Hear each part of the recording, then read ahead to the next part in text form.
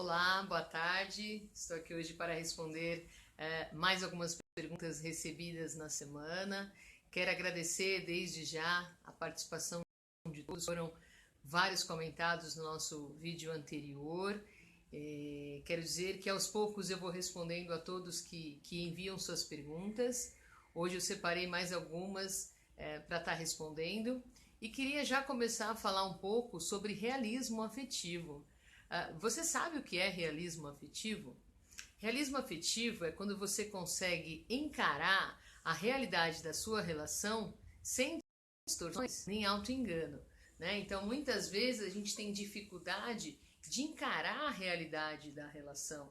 Então, a gente busca justificativas. A gente fica se enganando o tempo todo, a falta de amor do outro, um comportamento que não agrada, posturas que estão sendo presentes aí durante anos, mas porque encarar a realidade da relação é tomar atitude.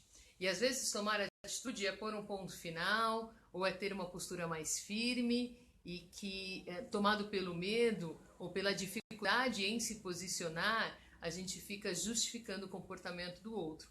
E aí eu trouxe agora alguns exemplos para mostrar um pouco mais quantas justificativas a gente tem dado.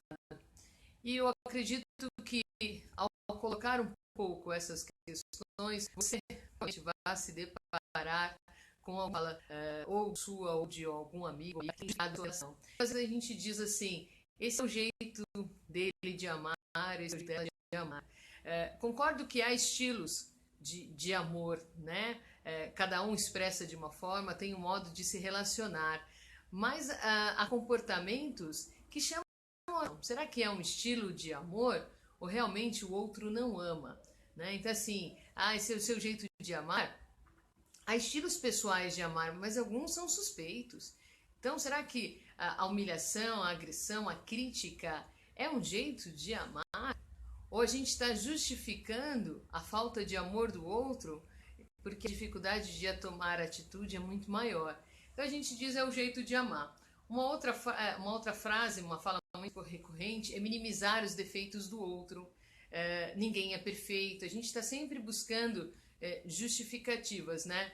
Há casais piores. Essa comparação acontece muitas vezes, né?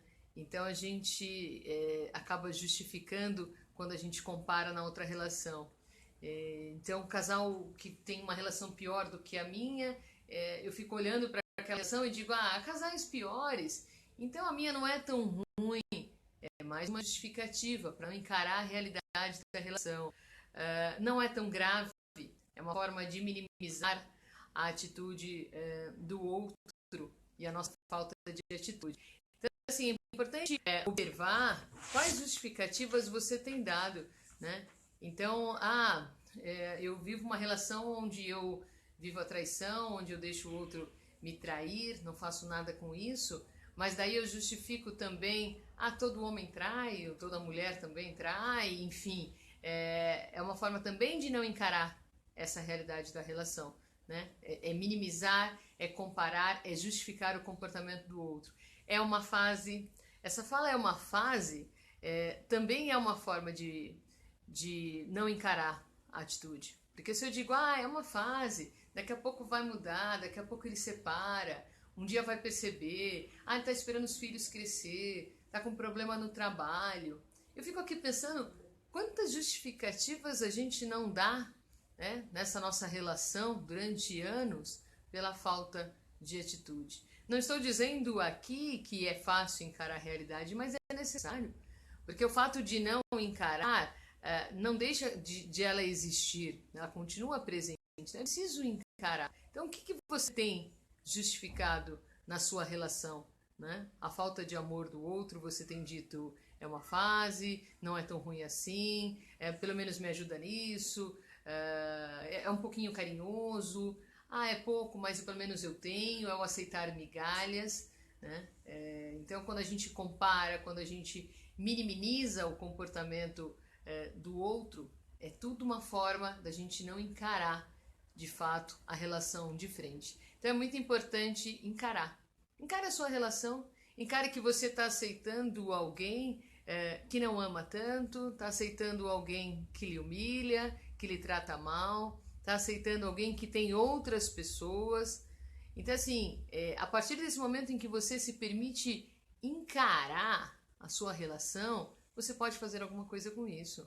Pare de justificar, pare de dizer que é uma fase que vai passar, pare de dizer o jeitinho dele de amar. Não, o jeitinho de amar não autoriza humilhação, agressão, traição. Não.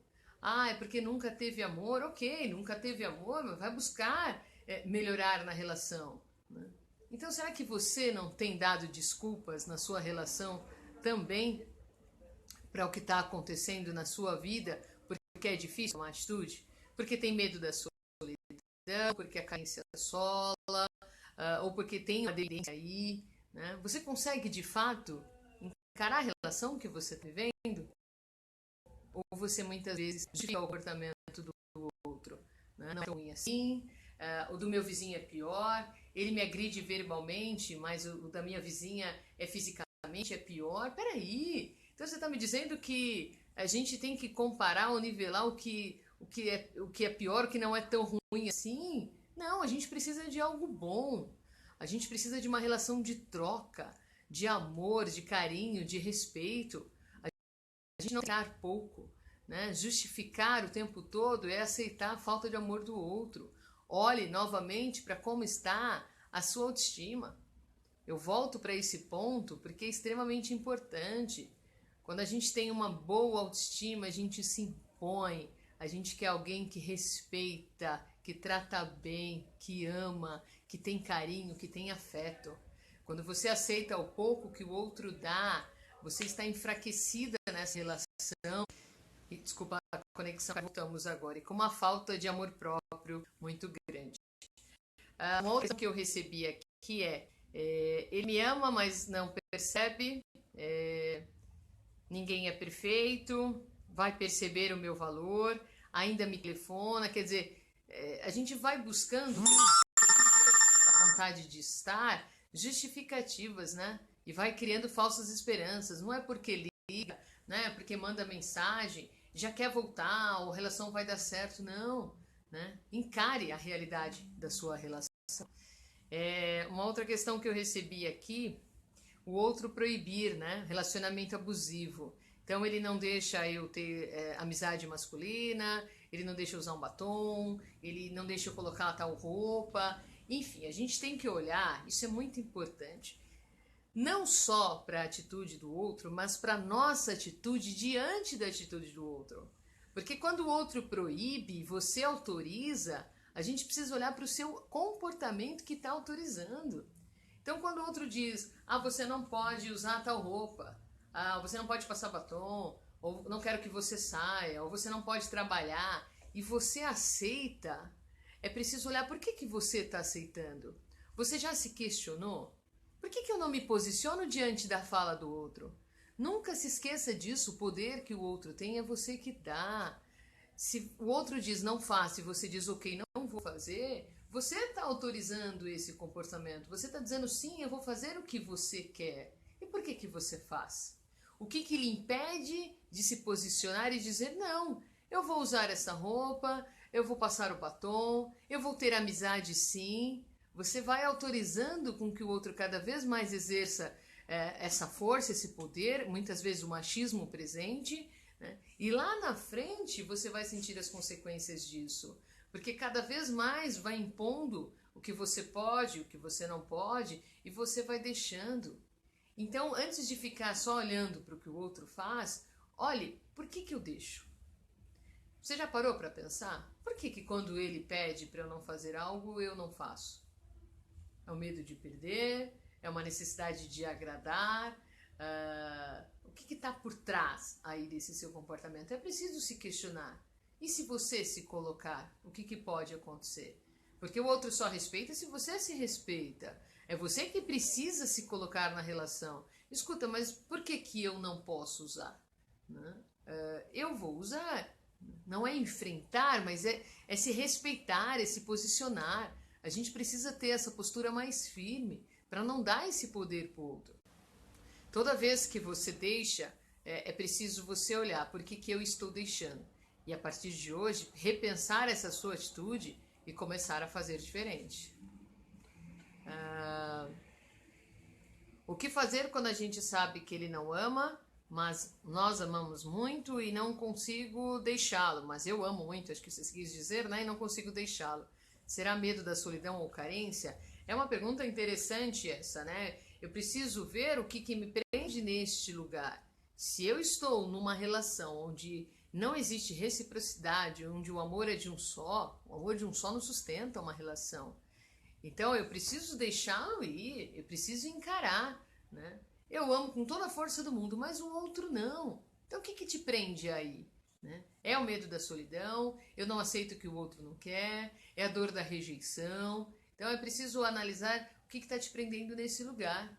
Porque com toda a força do mundo não vai assegurar uma relação. O outro precisa querer. Né? Então assim, aí eu lhe faço uma pergunta. Manter uma relação porque o outro tem dó, ou porque você pressiona, ou porque você ameaça, lhe satisfaz? Saber que o outro fica porque você faz uma ameaça, às vezes até de tirar a própria vida se não o fizer, lhe satisfaz? Você quer alguém porque você pressiona para que o outro fique ou porque o outro tem desejo de estar com você?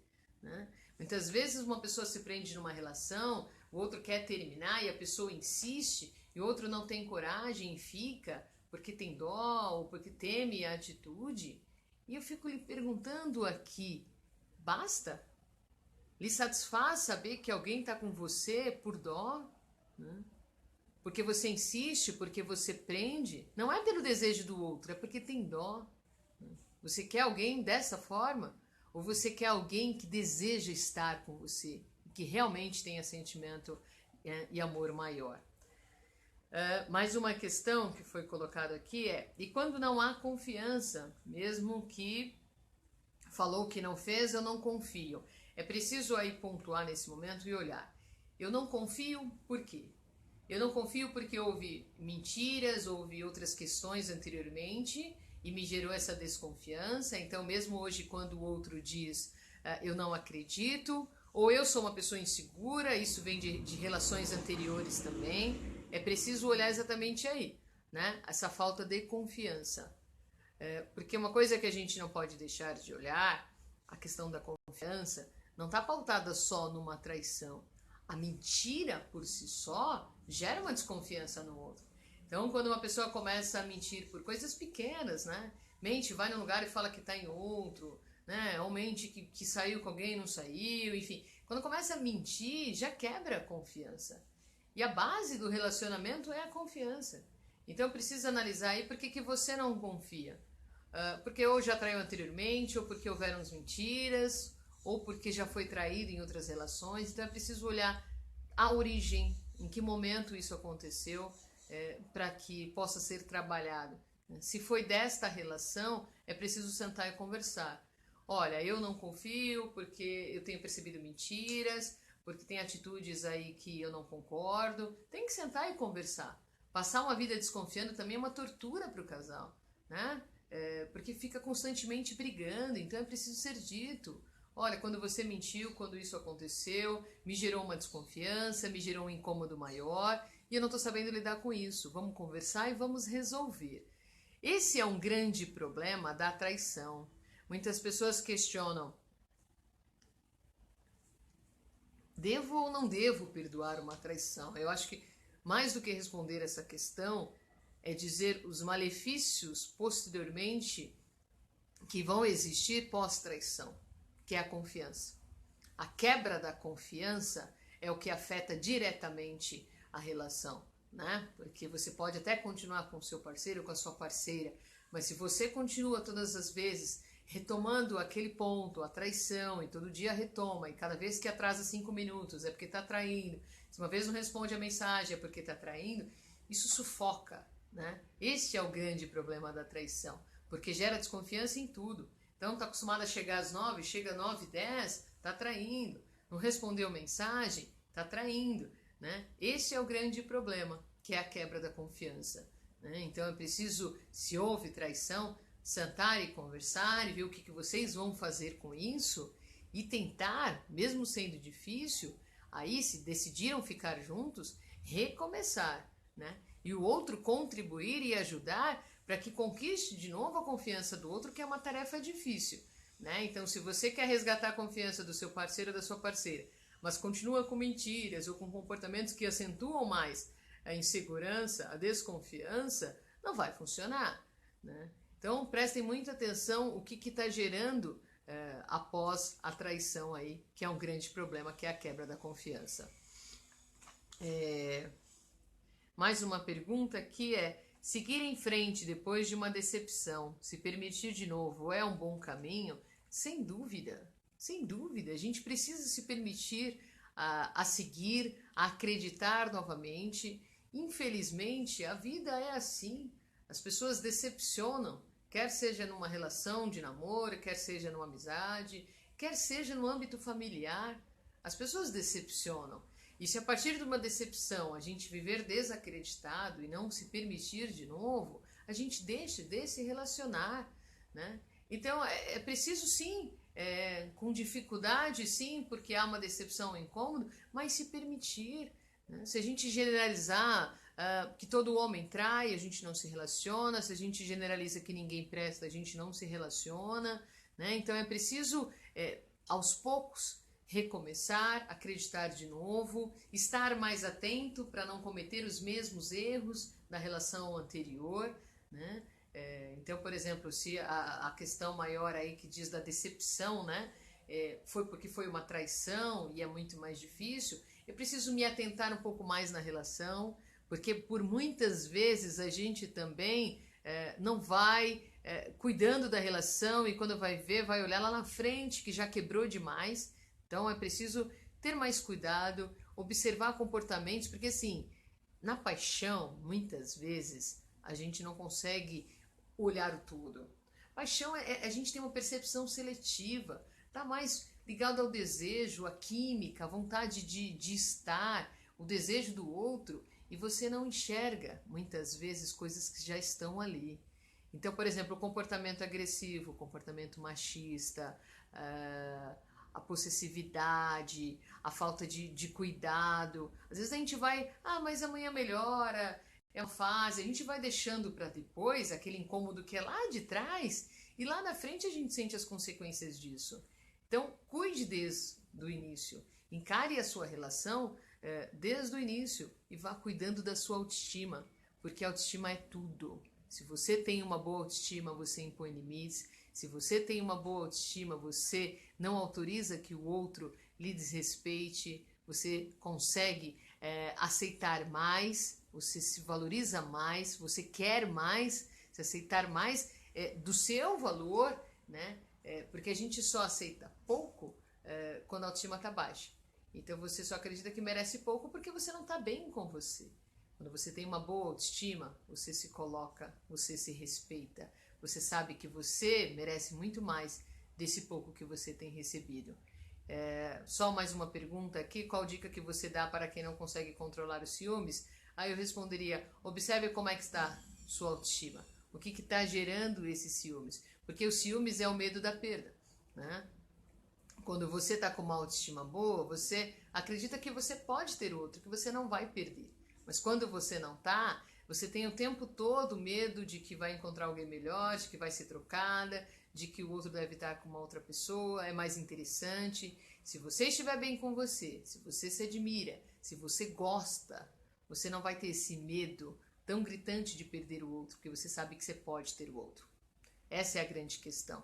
Quando a gente está muito enciumado, é porque a gente está tão mal com a gente mesmo que a gente nem acredita que merece aquele outro. Então pode perder a qualquer momento. Se eu não acredito que eu posso ter, eu vou perder. E aí, pelas inseguranças, e é pelo medo de perder que a gente perde, né? Porque o outro vai percebendo nossa insegurança, a falta de amor próprio, a gente vai se deixando e vai tendo uma atitude muito possessiva, e é nesse momento em que o outro perde o interesse, o encantamento. Não esqueça que relacionamento é admiração. Então observe o que está gerando esses ciúmes. E continuamos na semana que vem. Semana que vem eu quero tratar um pouco mais de relacionamento abusivo, como enfrentar uma violência verbal e uma violência física. E, se vocês quiserem também, podem enviar mais perguntas que eu vou respondendo.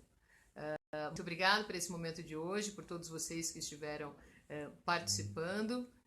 Espero que tenha ajudado e nos vemos na quarta-feira que vem. Um abraço. Tchau, tchau.